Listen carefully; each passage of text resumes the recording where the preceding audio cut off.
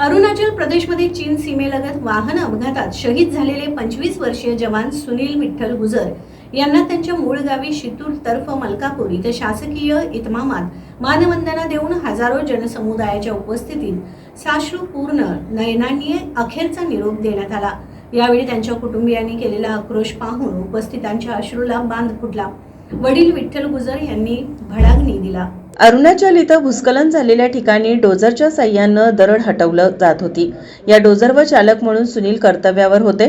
Dozer घसरून खोल दरीत कोसळल्यानं सुनील यांना वीरमरण आलं होतं।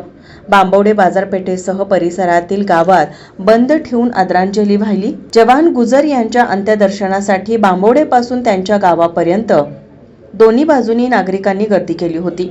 कोल्हापूर येथून सुनील गुजर यांचं पार्थिव शित्तूर इथं निवासानी मुख्य दर्शनासाठी आणल्यानंतर पत्नी, आईवडील, बहिणी, भाऊ, मित्र परिवार आणि नातलगांनी हंबडा फोडला।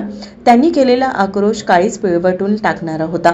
पोलीस प्रशासन, सैन्य दलाच्या वतीनं प्रत्येक 3 फैरी हवेत झाडून अखेरची मानवंदना देण्यात आली। वीर जवान सुनील गुजर अमर रहे, भारत माता की जय, वंदे मातरमच्या घोषणा देण्यात आल्या। यावेळी आमदार विनय कोरे, जिल्हाधिकारी अमोल येडगे, मुख्य कार्यकारी अधिकारी नयन कार्तिकेयन, प्रांताधिकारी समीर शिंगटे, पोलीस उपाधीक्षक आप्पासाहेब पवार, तहसीलदार रामलिंग चव्हाण, माजी आमदार सत्यजित पाटील, मानसिंगराव गायकवाड, विजय बोरगे, धनंजय पाटील यांनी आदरांजली वाहिली। सुनील आणि पत्नी स्वप्नाली यांची अवघ्या 2.5 वर्षात कायमची ताटातूट झाली।